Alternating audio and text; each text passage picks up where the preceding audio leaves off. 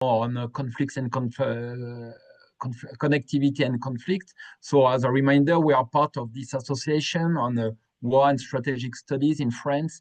So the idea is to get their support, to have some activity, webinar, and ideally later on publication, so edited volume ideally, and maybe some bigger conference.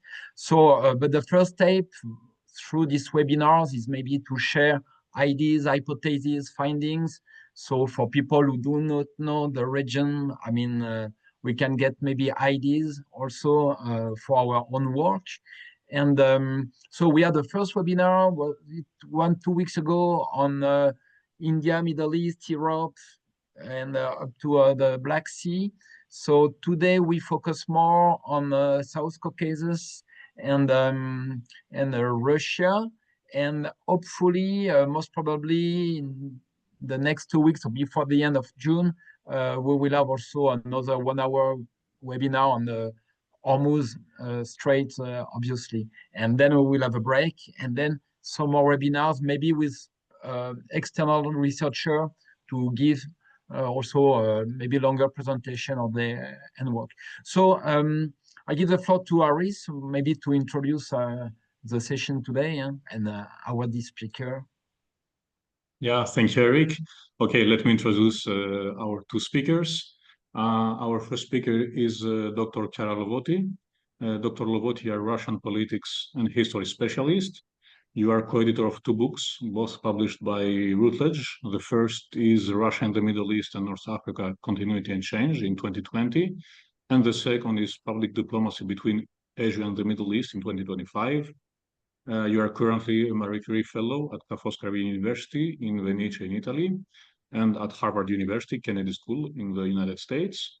And you're also teaching fellow at the European and Associate Research Fellow at the Institute for International Political Studies, the ASPI, in Italy. Our second speaker is Dr. Eduard Abrahamyan. Dr. Abrahamyan, you are post-Soviet Eurasia specialist with a focus on foreign and security policies of smaller states. In particular, you are the author of the book Small States, Russia and the West, published by Routledge in 2025 as well. You're also senior research fellow at the Institute for Security Analysis in Erevan in Armenia and teacher of international relations at University College London and associate fellow at the Higher Education Academy in the United Kingdom as well. Let me also present ourselves, the moderators, quickly. Dr. Éric Frécon, you are a visiting fellow at the ASPI, the Australian Strategic Policy Institute in Canberra, and also adjunct fellow at the Research Institute on Contemporary Southeast Asia, the IRASEC, and at the Strategic Research Institute of the French Military Academy, the IRSEM, both based in Paris. As for me, I am researcher at the Department of Political Science and Communication of the University of Salerno in Italy, and research associate at the Mediterranean Foundation for Strategic Studies, the FMES in France. So if I can have a few words to introduce today's topic. As you said last time, we focused on the IMEC and the Three Seas Initiative. Today we will focus on a different region that stretches from Russia to Iran and the Middle East through the Caucasus, the South Caucasus and the Caspian Sea. Indeed, both Russia and the South Caucasus do provide outstanding examples of the correlation between the reorganization of connectivity networks and armed conflicts. If we look at Russia, it's quite clear. Since 2022, we have it has undergone, its connectivity network has undergone fundamental changes.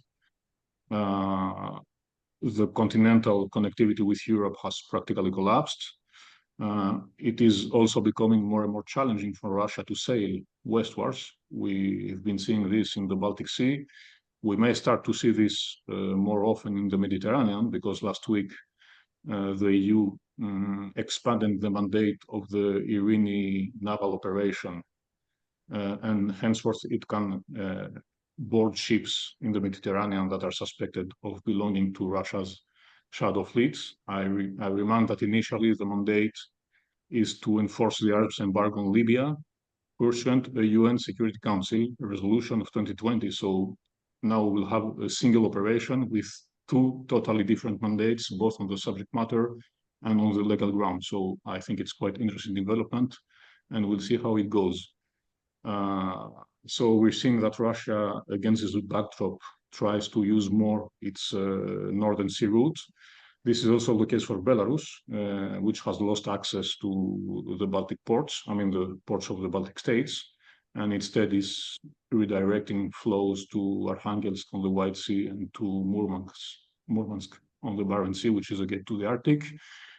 We're seeing that Russia also pushes for more continental energy corridors towards China, especially with the power of Siberia 2. And we're also seeing an increase in the activity of Russia's Pacific ports. So this whole picture, just to make more clear that for Russia in 2022, its southern connectivity towards Iran, and from there the Arabian Sea and the Indo-Pacific, is more than critical. And clearly the current situation in the Middle East puts this Russian endeavor at test. If we look now at the South Caucasus, again, we have an almost, unfortunately, I would say, perfect correlation between the reconfiguration of connectivity networks and power relations with armed conflicts. We had the second and the third Karabakh wars in 2020 and 2023, and in between the war in Ukraine, this has created new dynamics or make them more important, I would say. Some of them are the fact that the middle corridor that links Central Asia to Europe has gained relevance. We're seeing also a greater US involvement in the region, and I think it's quite interesting to see that the flagship project of the United States in the region is a connectivity project, the famous TRIP, the Trump Route for International Peace and Prosperity. And the third dynamic we may mention, somehow the result of the two first, is that Azerbaijan has gained a pivotal role in the region and its ability to shape the regional order. So clearly the crisis in Iran is important, and that's more complexity to an already challenging region. And besides, we often tend to forget that Iran is also somehow a Caucasus country. I mean, it's involved in the regional dynamics by virtue of its borders with both Azerbaijan and Armenia, and the fact also that it hosts national minorities of Azerbaijan, a significant one, and Armenians, if I'm not mistaken. So I'm sorry for being a bit long, but that was just to try to set the scene of a very complex and dynamic region. And without any more delay, I give the floor to Dr. Lovotti for 15 minutes. Thank you. Thank you, Aris. Thank you, Eric, for organizing this. Let me try to share the screen and start my presentation. Can you see it? Yeah. Hopefully. Fantastic.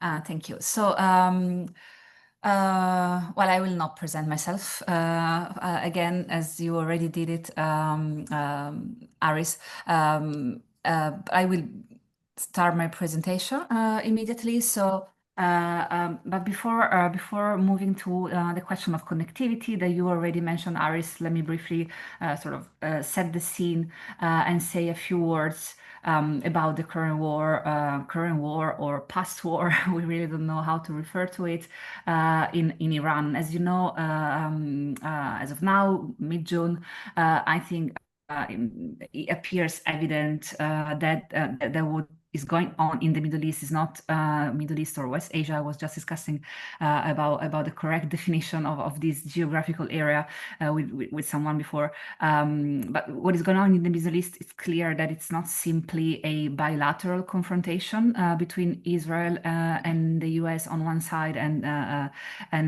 Iran on the other. It is a wider international war that connects the Iranian theater, the Gulf, Lebanon, the Red Sea, and and of course global markets and global trade. The conflict began, as you know, on end of February this year, when the US and Israel launched a military operation against Iranian assets and infrastructure. Iran responded with missiles and drones against Israel and also US bases in the Gulf region, Qatar, the UAE, also Saudi Arabia, while also using its control over the Strait of Hormuz as a major instrument of pressure against its enemies. Since then, the conflict has moved through disruption of shipping and energy flows.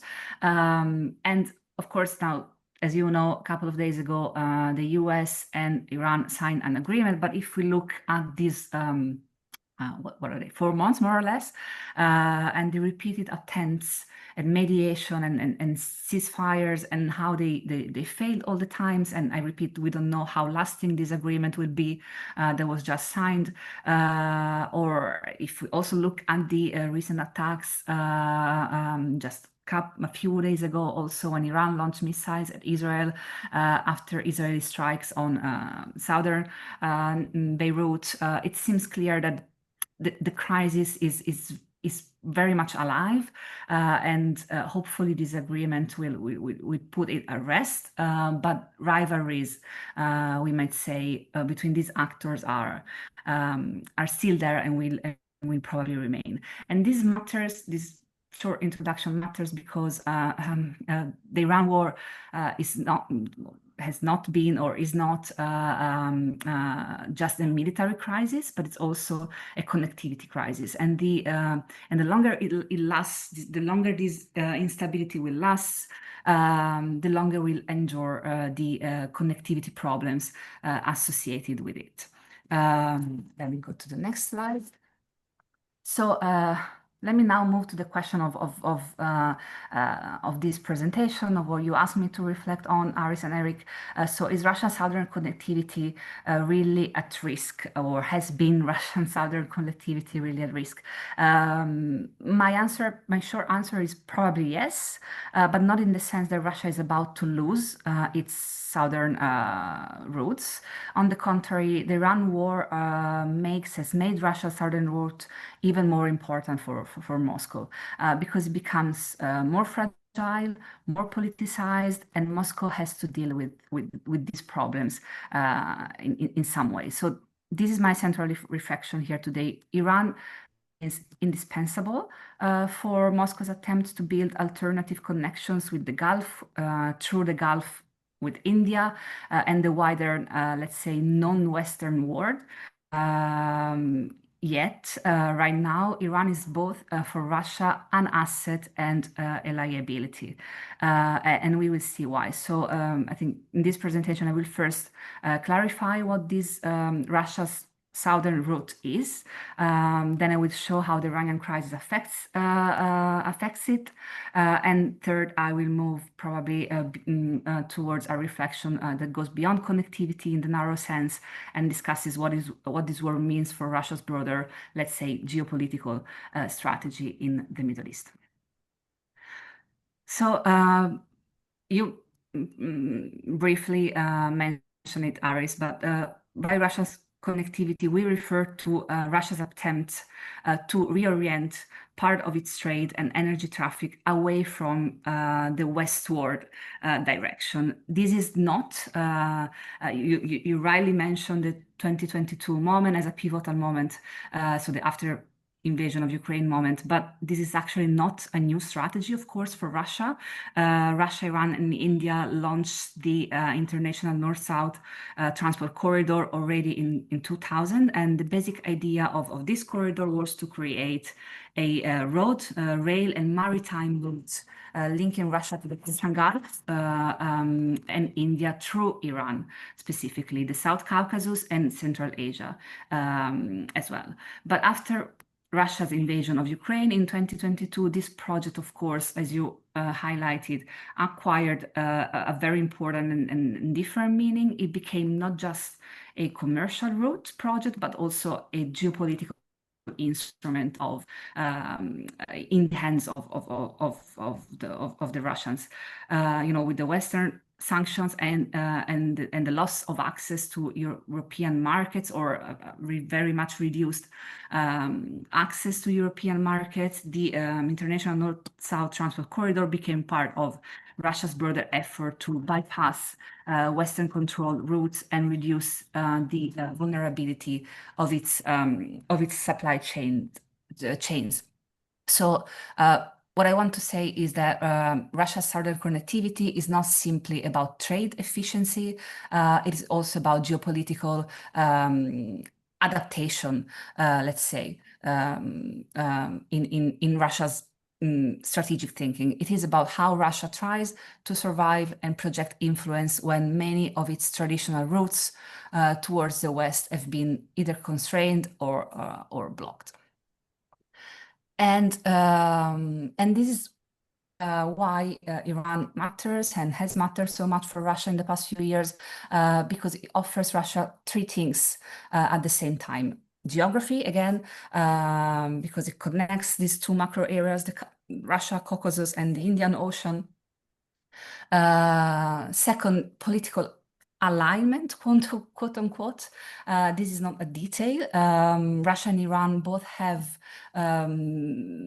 similar ideas on the faith of international order, let's say, and they both have to escape Western isolation. They are both interested in reducing the centrality that has characterized trade, Western-dominated trade so far. In the past decades, they converge on many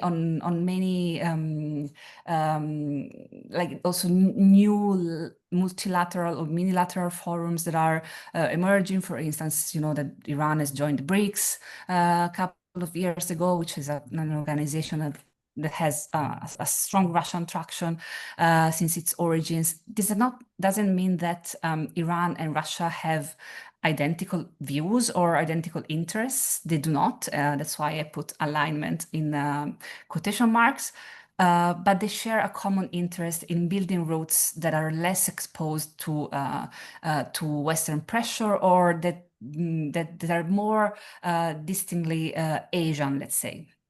Again, I was speaking with an Iranian official recently, and he was referring to this century as the Asian century, with Asia broadly meant and including also Russia and the Middle East. And thirdly, Iran offers Russia strategic symbolism. What do I mean here? For Moscow, southern connectivity is part of a larger global south, so-called global south narrative. The idea that the epicenter of global politics is shifting again away from the West towards the global south, where Russia is not isolated. On the contrary, where Russia is very much present. So in this sense, Iran is not only a transit state for Russia, but it's really part of Russia's post-Western repositioning. However, this is where the Iran crisis itself paradoxically changes the picture for Russia, because the same geography that makes Iran strategic for Moscow, it also makes Moscow very, very vulnerable. So the current or very recent crisis around Iran has therefore exposed this paradox, let's say. Russia needs Iran more, but Iran has become a riskier corridor or step in this corridor. And the Strait of Hormuz exposed this very well, even if the international North-South transport corridor is imagined as a magic land of opportunities, let's say, for Russia to make its own easy way to the Indian Ocean. It actually remains deeply connected to Gulf security. We have seen that in the past few months. And the Gulf is part of a region, the broader Middle East, which is very unstable and that Russia doesn't control at all. So Russian southern connectivity depends on the security of this area. Then the Strait of Hormuz is also one of the most important energy choke points in the world, as you very well know. In 2024, oil flows through the strait have averaged around 20 million barrels per day, approximately 1/5 of global consumption, and around 1/5 of global LNG trade also passed through the strait in 2024. Mainly from Qatar, and for Russia, the closure of the strait has created, again, paradoxically mixed results. Let's say, on the one hand, in the very short term, higher energy prices, of course, have benefited Russian revenues. The chief of Rosneft, the Russian energy company, has recently declared, I think it was May this year, that oil and gas revenues for Russia have increased by over 32%, thanks to the rising costs of oil during the war. But if this was like the short-term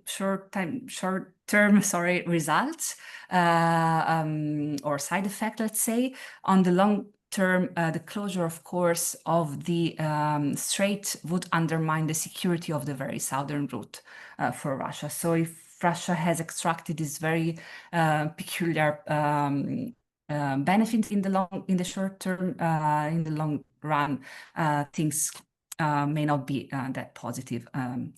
Quite on the contrary, actually. And for instance, this is visible. So this insecurity connected to Russia's southern routes is visible, for instance, in the case of the Russia-Stara-Kazim railway, which is presented here in the picture in the bottom right corner.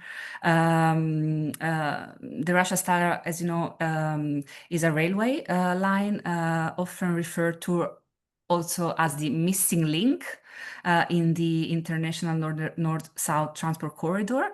In fact, it is not realized yet, it's not completed, but it would be crucial because it would improve the rail connection between Russia, Azerbaijan, which, as you mentioned, is becoming an increasingly crucial player in this region, and Iran. So Russia, Azerbaijan, and Iran, and this railway would strengthen the Caspian route, the so-called Caspian route.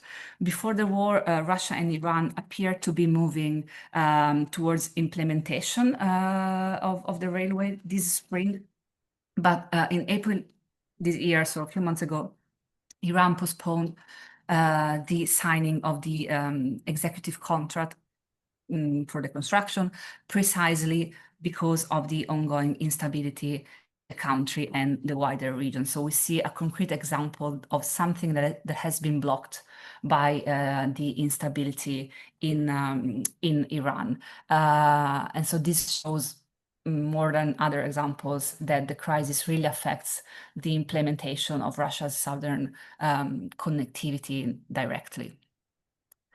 And this leads to the second consideration that I wanted to make, which is that the Iranian crisis, the crisis over Iran, does not only threaten Russia's southern connectivity, but also reshapes somehow or may reshape, it's an open question for all of us, the hierarchy of Eurasian corridors. The main beneficiary probably, of course, now the landscape has quite changed, but again, let's pretend it's the landscape of 2 days ago, or let's pretend the instability protracts. The main beneficiary of protracted instability in that area may be the Middle Corridor, also known as the Trans-Caspian International Transport Route.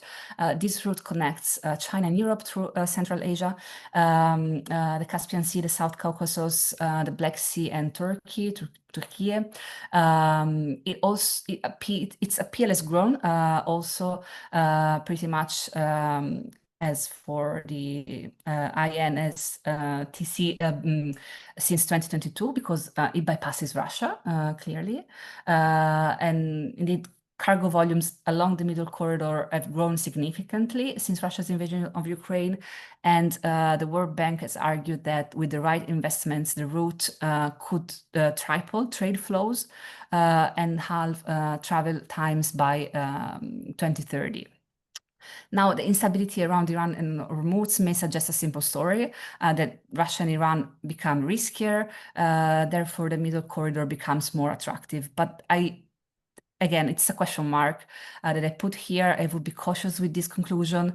The middle corridor is important, but it's not a full replacement for the northern route to Russia and the southern route to Iran, because it still suffers from infrastructure gaps, limited capacity, and also geopolitical uncertainty over the South Caucasus. I'm not an expert of the South Caucasus precisely. Maybe Eduard will be able to tell us more later about that. But so the real story is that it's not that one corridor replaces another, at least in my view, but rather that all corridors are becoming more politicized, more geopolitical, and the result is a more fragmented, more competitive, and more risky, let's say, Eurasian connectivity landscape. And then, like, moving somehow towards the conclusion.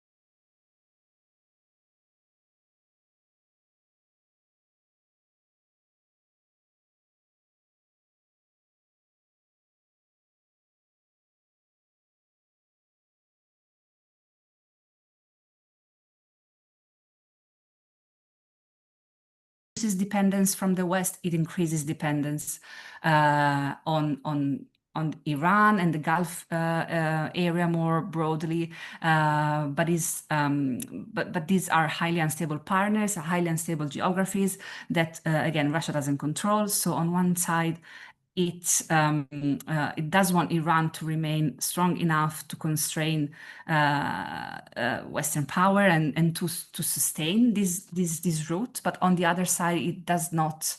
Russia does not necessarily want an uncontrolled regional war that makes the Gulf, the Caspian, the Caucasus, and even the Levant more unstable. The second implication is what I call credibility or strategic credibility. Since its intervention in Syria, that Russia sort of returned to the Middle East, boots on the ground, let's say, within its intervention in Syria back in 2015. Since that moment, Russia has presented itself in the broader Middle East and North Africa region as a powerful security guarantor. Not a substitute to the US. It doesn't have the means nor the will to do that. But a powerful one. And already the fall of Bashar al-Assad in Syria a couple of years ago has tested that image that Russia self-constructed for itself. But the Iran war now tests it even more, if possible. If Russia appears unable to protect its close partners, Syria and Iran, for instance, its reputation as a security actor may suffer. So also the fact that Russia has not, in words, it has, let's say, took the side of Iran during the current war or past war, but the fact that it has not overcommitted to protect Iran, coupled with the fact that it basically lost in Syria, may affect negatively, of course, Russia's credibility in the region as a security guarantor. The third implication is energy politics. I also mentioned that already. Actually, for Russia, the Gulf is an important space, of course, for energy coordination, namely through the OPEC Plus format that Russia is part of. But a prolonged crisis or disruption of the Hormuz canal can help Russia revenues in the short term, as I said, but it also increases volatility in the long term. The fourth implication concerns the South Caucasus and Turkey, more specifically. Like if Iran becomes a more unstable transit hub, then Azerbaijan and Turkey become even more important for Eurasian connectivity. Azerbaijan sits at the intersection of the western branch of the AEN STC and the Middle Corridor. Turkey, on its part, it's central to alternative east-west connectivity and has expanded its influence in the Caucasus, the Black Sea, and also the Middle East. Over the past few years, the Iran crisis, therefore, sort of redistributes leverage towards actors with whom Russia sometimes has complicated, sometimes cooperative, sometimes competitive relations. But again, I'm not an expert on the Caucasus, so I will wait for Eduard's comment on that. And fifth implication, the fifth and final implication concerns or may concern the concept of multipolarity itself. Russia very often presents the crisis of Western geopolitical hegemony as an opportunity. The argument is that sanctions and Western pressure push non-Western actors to build political and economic alternatives like these corridors, the BRICS, the SCO, etc., etc. And the Middle East has been an important part of this multipolar, or as the Russians more often refer to as a polycentric world order. Not multipolar is a definition that we Westerners use more often. The Russians actually speak of polycentrism. But anyways, whatever definition you would prefer to adopt, the Middle East has been an important is an important part of this reflection for Russia. And but the Iran crisis now seems to show that to show Russia that a more multipolar or polycentric order is not necessarily a more stable one. And so finally, to conclude, this brings me back to the central question of the presentation: is Russia's southern connectivity really at risk? Again, short answer, yes, because Russia's southern connectivity is now, or has been until a couple of days ago, embedded in war and energy insecurity. In the 90s and 2000s, connectivity was often discussed through the language of globalization. Corridors would open markets, reduce distance, and integrate regions. Today, the language has changed. Corridors are increasingly about resilience, about strategic autonomy, about geopolitical repositioning or positioning or repositioning. So perhaps the most accurate answer to the question I started from is that Russia's southern connectivity is not collapsing, but it is becoming a higher risk geopolitical scenario than it used to be before. And its future will depend on the ability of Russia, of Iran, of all the partners involved to manage this vulnerability and increased regional competition. Thank you. And I will stop my screen. Thank you very much, Chiara. I didn't dare to stop or to make it shorter. We went beyond the time, but it was very interesting. We learned a lot, so that's great. And as you said, now time to listen to Eduard, because precisely to know more, maybe to zoom in the South Caucasus, if it's all right. So 15 minutes, but as you can see, we are very, very flexible. That's the beauty of keeping it informal. So the floor is yours. Yeah, please. Thank you very much, Éric. Thank you, Chiara, for your substantial presentation. And thank you very much, Éric, for your generous introduction of myself. I'm going to share some, well, where is it? Yeah, some slides with you. just to let you follow up some of the, is it visible? Can you see it? Soon. No? Not yet. Now, yes. Great. Is it a full screen or? Yes. Full screen. It's a full screen. Yeah. Oh, no. We can see the slide on the left, but it looks like a full screen. Let me just, okay. Let me do the following. I'm gonna.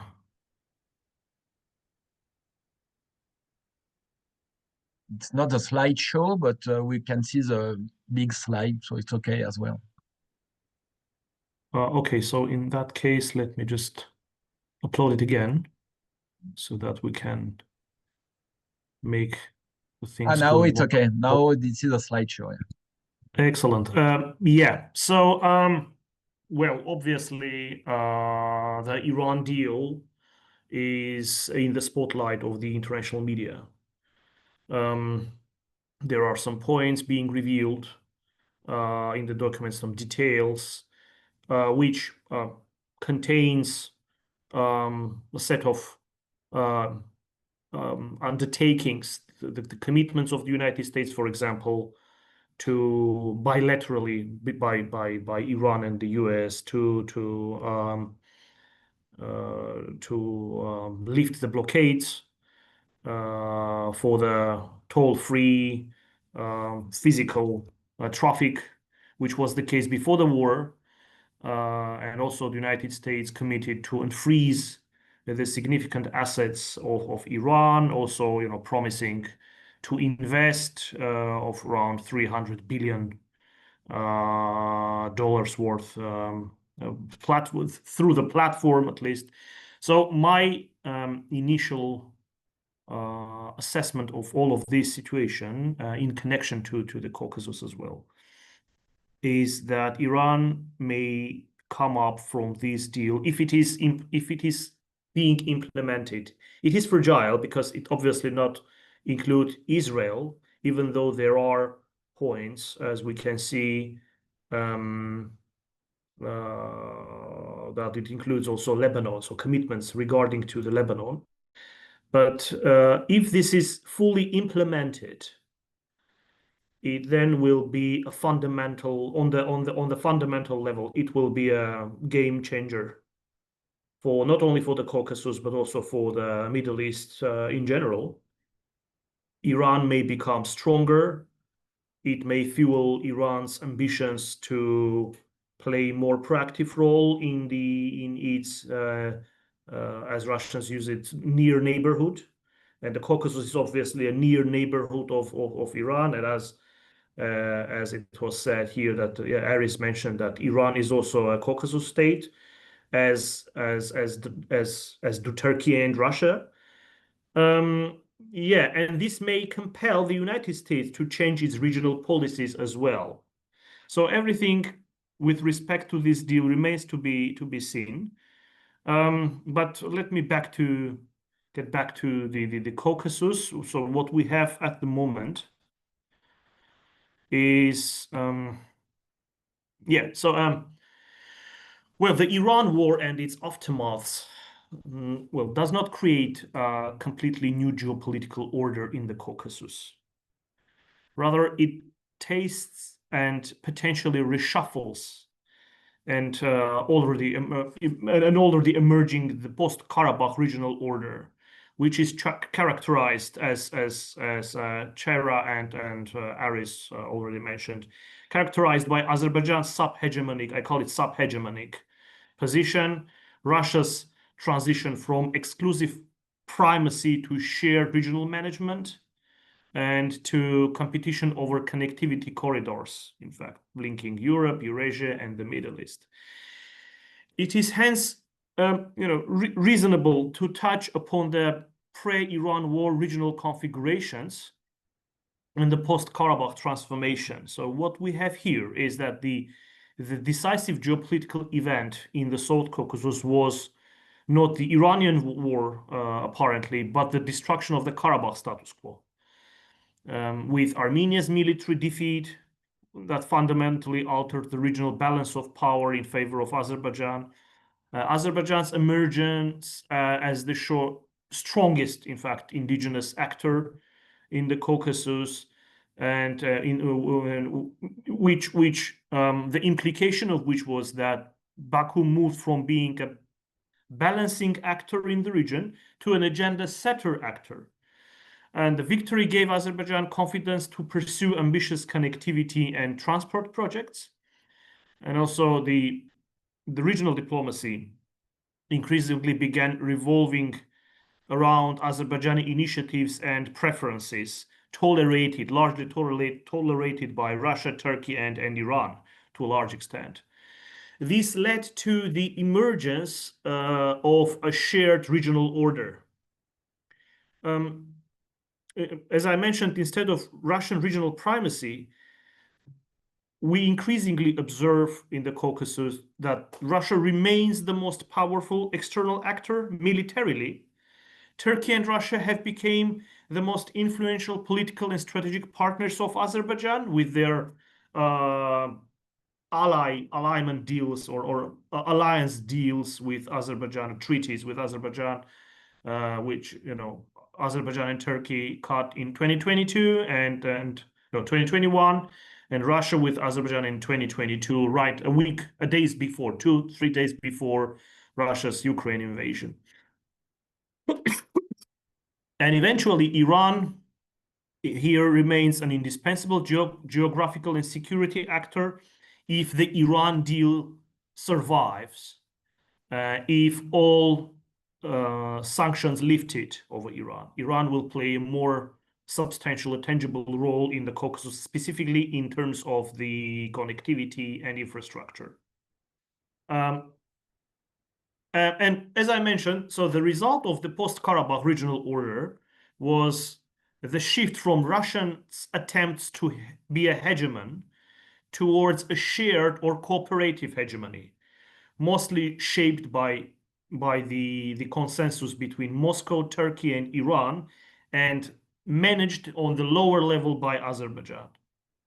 The key illustration of this, I believe, is the 3+3 regional platform, which unites Armenia, Azerbaijan, and Georgia, which is de facto absent because of the geopolitical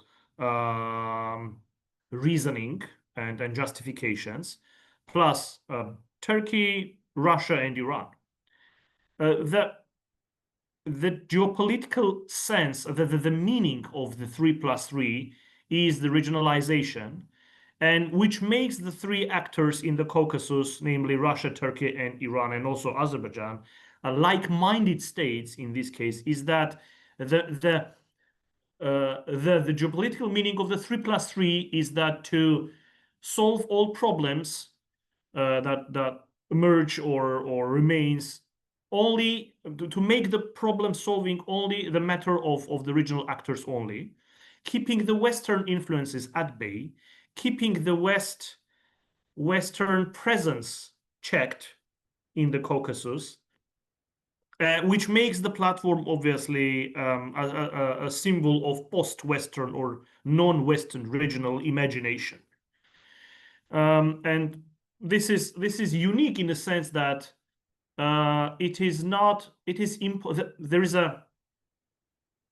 is a tendency of subtle integration using the 3+3 as a platform imposed by three actors, and also with Azerbaijan playing a strategic bridge role, is a post-Western or non-Western integration pattern that can be observed, which also position itself not in a cooperative way towards the EU, for example, or the United States, but something like is aimed to limit or to kind of contain or check the Western influences in the region.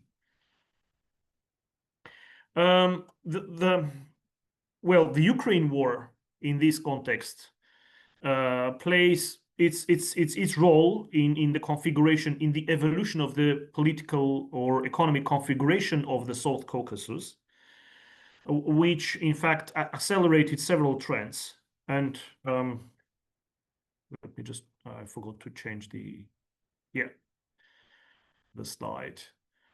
So these trends, in fact, are Russia became more dependent on alternative economic transport routes, and Armenia, Azerbaijan, and Georgia as well acquired additional utility as transit states, especially in terms of bypassing the Western sanctions, circumventing the sanction regime for the Russian strategic goods, where Georgia to some extent, but mostly Armenia and Azerbaijan, especially in terms of gold trade, energy, and the trade of the dual use technologies played their role here. Well, Moscow in fact became more pragmatic regarding the regional connectivity projects, as we well known, the Overchuk special representatives of Putin hailed and welcomed, in fact, the TRIP initiative, considering that TRIP passing through Azerbaijan and Armenia's southern province to Nakhichevan and then passing to Turkey as an alternative and additional infrastructure linking Russia with Turkey.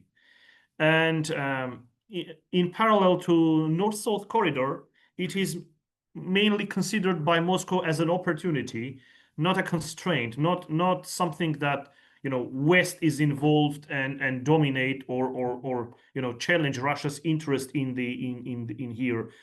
To the contrary, I mean, Russians see the TRIP in this sense as an opportunity to cooperate with Russia, to make business with Russia in terms of in the sense of Trump's vision about it, and its transactional meaning implies that it is most likely, even considering that Russia has boots on the ground in Iran-Armenia border, the issues of the security of this route can or at least could be discussed with the United States at some stage of the implementation of the project.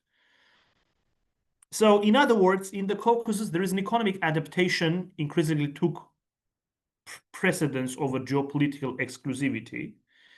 And here there is an important point, is that Russia's approach became at least less about monopolizing the corridors, but it is more about ensuring participation in them, reaping full benefit, and relying on the idea that, okay, there is a South Caucasus at the end of the day, according to the Russian perspective, is a region of shaped by mostly like-minded states, including Turkey and Iran, and also Azerbaijan, which makes Azerbaijan and Russia, in terms of their regimes and the idea of alternative, as they used to say, alternative model of development, alternative to the Western or liberal democratic one, makes them closer, makes their regimes and their worldviews compatible in this sense.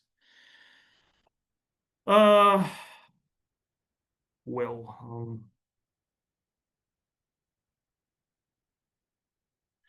have developed some possible scenarios regarding the Iranian crisis, but I think that most of them are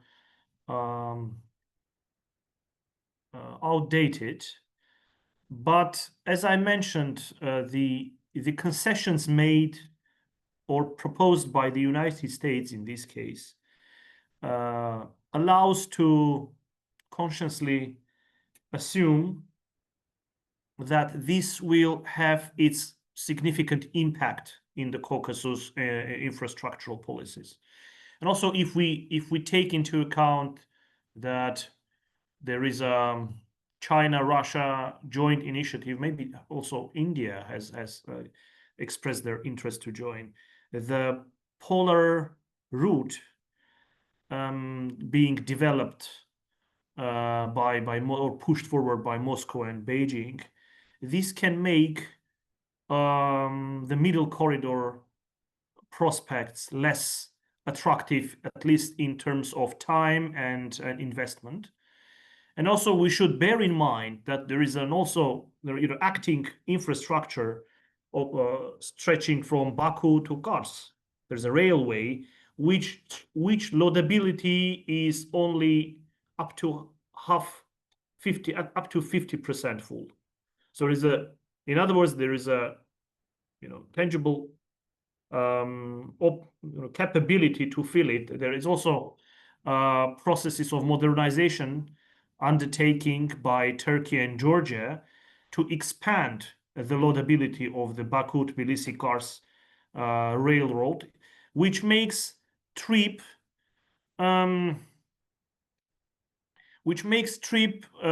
a rather local significance rather than geopolitical or geoeconomic one. And with this, I would stop here and will be happy to address your questions if there is any. There is also some, brief contemplations of the implications of the Europe and the South Caucasus in light of the Iran war. But I think this should be revisited because of this ongoing Iran-US deal. Okay, I think I'm done with this. So if there is any question, I'm happy to take them.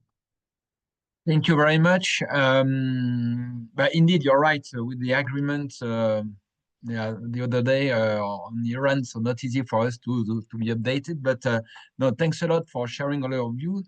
Very useful. And so maybe Aris, if you have any first comments or question, we have 10 minutes maybe for a short Q&A session. I didn't say, but I saw there is somebody, but if you want to use a Q&A box to share question, it's possible, or just online. But Aris, maybe if you want to begin with.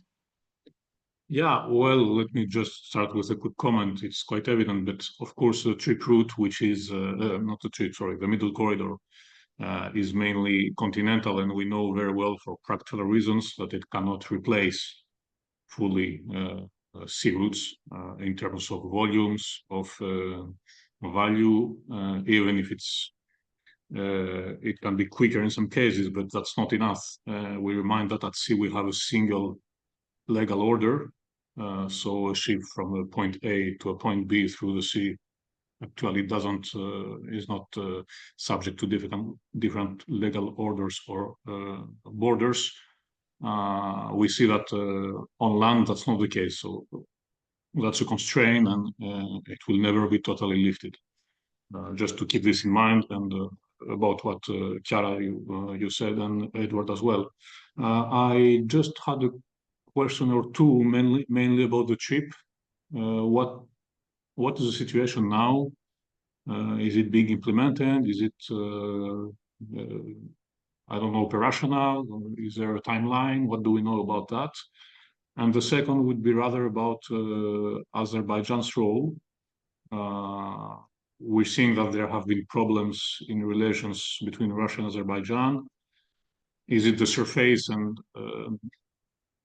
in fact they work very well between, or what's the real situation of Azerbaijan with Russia? And I would just add also that you mentioned Turkey and Iran and Russia, who actually accept somehow a regional leadership of Azerbaijan. I think we could put also the EU to a certain extent to this. Well, I will take the question, Aris. Thank you very much. It's very important to shed some light on what's going on in both with respect to TRIP and Russia Azerbaijan relations. There are sporadic or episodic discrepancies between both Armenia and Russia and Azerbaijan and Russia. But at the end of the day, they are being resolved by the actors. Well, I want to mention you an interesting story, which back in the days in 2002, there was a visit of Putin to Baku, meeting to meet with Heydar Aliyev. And a week before, Heydar Aliyev visited Turkey, and Putin, taking the opportunity, recalled the statement made by Heydar Aliyev with the Turkish leader. He said, you know, Heydar Aliyevich, you said that you mentioned in Turkey that you view the relationship between Turkey and Azerbaijan in a sense of one nation, two states. And Aliyev replied in a very nuanced way and very sensitive way. He said, yes, absolutely. I said, Turkey and Azerbaijan are one nation, two states, but Russia and Azerbaijan are one elite, two states.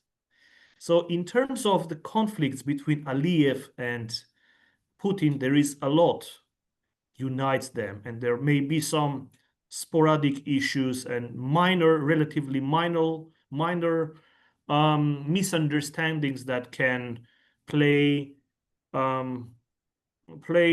limited role in terms of the relationship. Because if you followed their meeting in Dushanbe last year, I believe, where the problem with the crashed airplane were resolved, there was a mention that Russians informed about the attempt of coup d'etat against Aliyev. This makes a lot of sense in terms of understanding how these two regimes interact together. The stability of Azerbaijan, in other words, in terms of this system of governance, is important for Moscow. It is an imperative to keep the system and the status quo for Russia, especially in light of their confrontation with the West, in light of their conflict with the EU in Ukraine, which has civilizational dimension, economic dimension, ideological dimension as well, the problem of the value systems, and you name it. As for the trip, there was a visit of Marco Rubio to Erevan. He flew from India, and after the couple of days of they signed, in fact, they renewed the partnership charter between Armenia and the United States. And in June 3rd, the International Development Finance Corporation of the United States approved the establishment of the US-Armenia joint venture company, which will manage the trip. So in other words, the financial side at least is in there, but the details on the ground are yet to be justified or mapped out. There is a lot to do in this sense.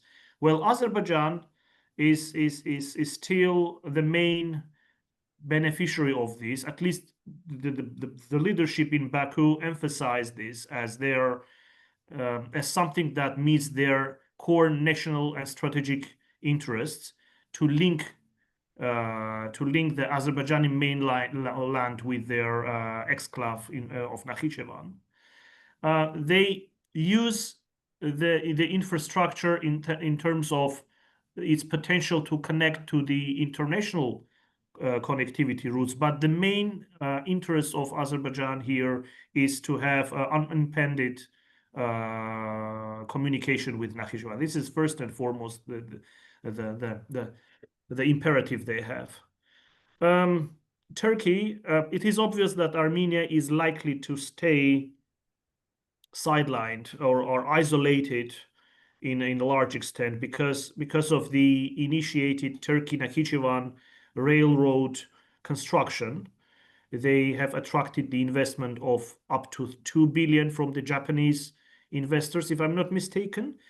But it makes clear that the railroad crossing through southern territory of Armenia to Nakhichevan will not linked to Armenia at the point of Armenia, Turkey, and Nakhichevan border. So in other words, the policy of isolation. I mean, there is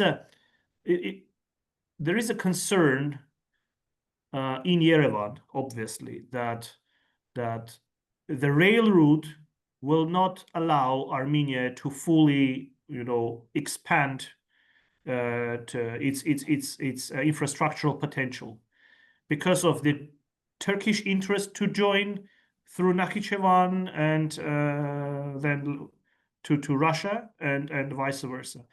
So the situation is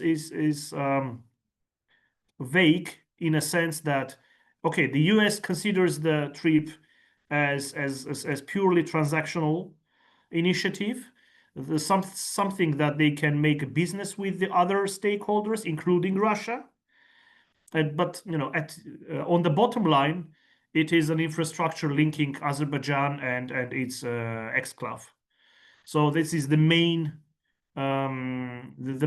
goal that Azerbaijan and to a certain extent Russia and Turkey share, which comes at the expense of the Armenian economic interests, unless it is not linked to the Yerevan and Yerevan railway system from Nakhichevan. Thank you. I don't know if, Chiara, you have something regarding Azerbaijan, plus one question, if you can. Did we, since the beginning of the Gulf crisis, okay, we still don't know what the end will be, but let's say that we are 2 days ago, did we see a substantial increase in in maritime connectivity between Russia and Iran through the Caspian Sea? If you have such I don't know if that was my I don't know if that was my only problem, but I couldn't hear you well, Aris. Somehow probably, or maybe it was me. No, I see Eduard nodding. I didn't get your question. Okay, can you hear me now? Maybe? Now it's better. I think you had some connectivity problems. Speaking about connectivity. Okay, I will try to make it more slow, maybe. The first thing is if you have something to add about Azerbaijan in relation to the connection between Russia and Iran. And the second is if we have seen since the start of the Gulf crisis an increase in maritime connections between Russia and Iran, I mean direct through the Caspian Sea. If you have something on that. I don't know if you could hear me now. Yeah, now I got it. Now I got it.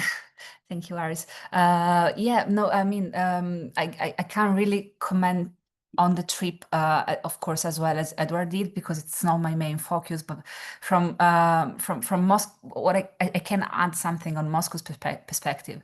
So, of course, Moscow, I think, almost certainly sees the trip as a severe or important loss of influence in the region because it weakens Russia's role. It bypasses Russia's control transit routes. It also strengthens the role of the US. It strengthens the role of Turkey, and also I think, but Eduard, correct me if I'm wrong, it also gives Azerbaijan, Armenia a solution that is not brokered by Moscow itself. So it's brokered by someone else.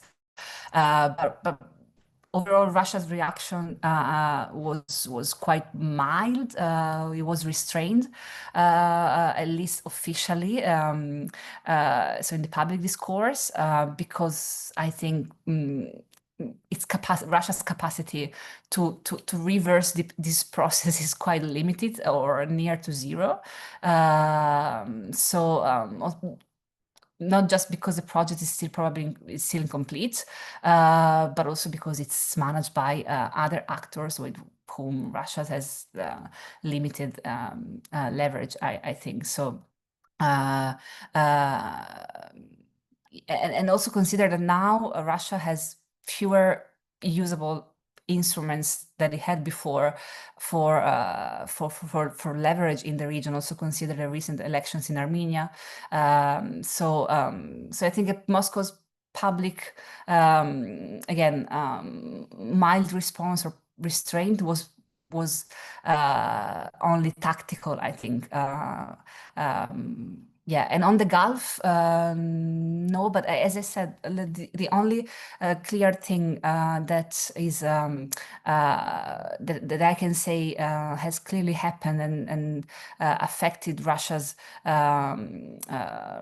plans for its southern connectivity is the interruption, let's say, of the implementation of the Astara railway that happened in April this year, and it's a clear sign that then things are not going well for Russia in the region, and of course the trade has been blocked because no ships goes out from Hormuz. But yeah. I have no more precise information than that, but I think it's the stopping of the Astara line construction is already sort of a big element, big data, let's say, quote unquote. Okay, thank you. I don't know, Eric, if you have another question or comment.